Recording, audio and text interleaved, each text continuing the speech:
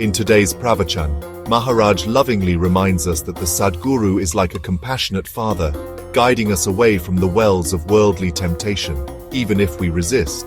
The Sadguru's role is not to gratify our every wish, but to liberate us from false notions of happiness and connect us with eternal, undisturbed bliss. The journey to God is often one of letting go, and no one helps us with that better than the Sadguru.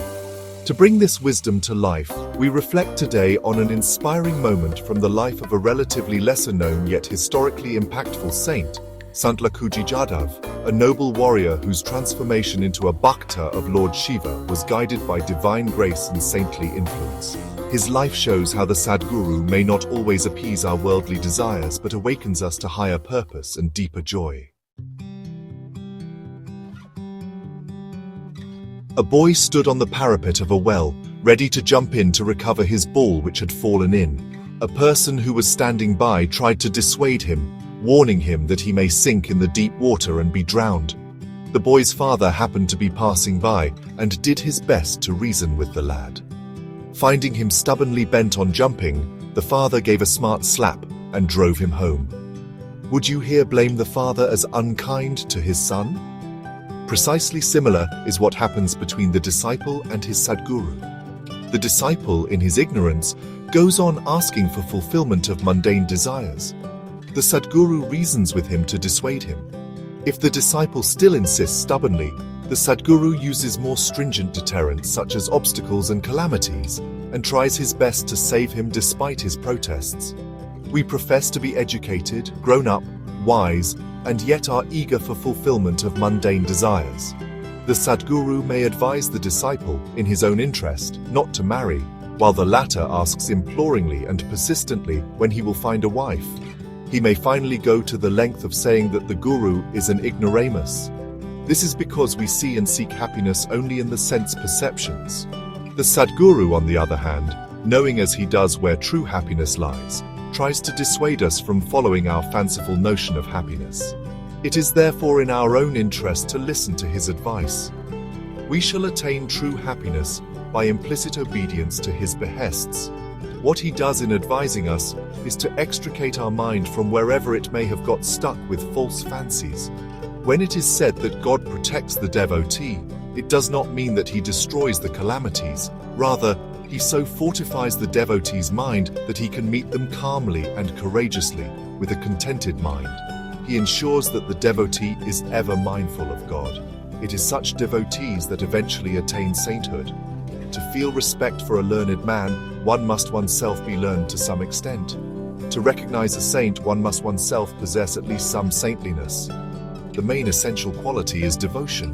The external appearance and behavior may differ according to the place and times, but love for God is an unvarying quality common to all saints.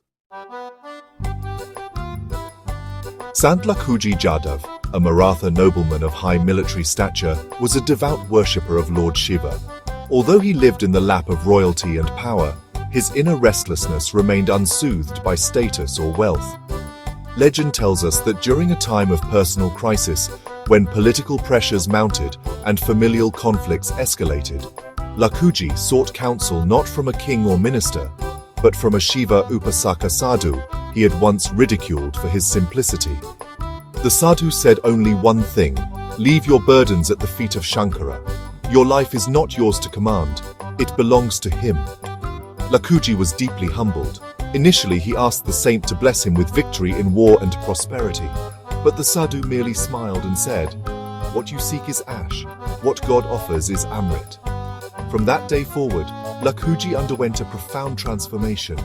He accepted every challenge thereafter as God's grace, and even in his tragic death in battle, people say his face bore peace, not fear.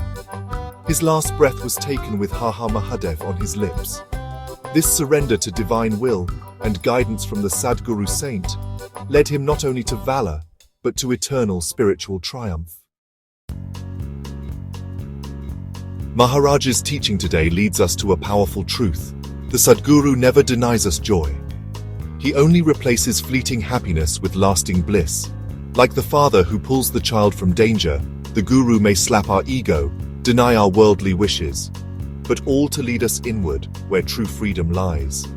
Just as Sant Lakhuji Jadhav discovered his inner Shiva in the battlefield of life through saintly guidance, so too must we learn to surrender fully to our Sadguru's words, even if they initially feel harsh or difficult.